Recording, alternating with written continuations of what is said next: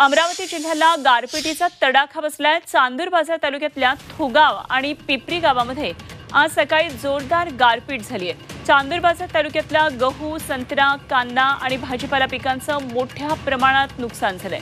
अवकाळी पाऊस आणि गारपिटीने शेतकरी आता पुन्हा एकदा हवालदिल झालेत। टपोऱ्या, गारा पडलेल्या दिसतात आणि चित्र अमरावतीतल्या चांदूर बाजारमध्ये मोठ्या प्रमाणामध्ये पाऊस झालेला आहे।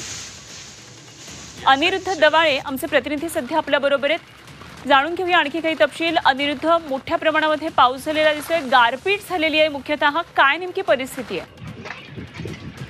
अनुपमा, अमरावती जिल्ह्यामध्ये काल मध्यरात्रीपासून मोठ्या प्रमाणात पावसाला जी आहे ती सुरुवात झाली होती। मात्र आज सकाळी जर पाहिलं तर आज सकाळी 7 वाजल्याच्या सुमारास अमरावती जिल्ह्यातील चांदूर बाजार तालुक्यातील थुगाव आणि पिंपरी पूर्णा या गावामध्ये मोठ्या प्रमाणात गारपीट जे आहे ते झालेलं आहे। टपोऱ्या आकाराच्या ज्या गारा आहेत त्या पडलेल्या आहेत, त्यामुळे भाजीपाला, गहू, कांदा या पिकांचं मोठ्या प्रमाणात नुकसान झालेलं आहे आणि या गारपिटीने शेतकरी जो आहे तो पूर्णतः हवालदिल झालेला आहे। या गारपिटीने काही प्रमाणात किरकोळ नुकसान सुद्धा गावामध्ये झालेलं आहे आणि त्यामुळं मोठा फटका या गारपिटीचा शेतकऱ्याला बसलेला आहे।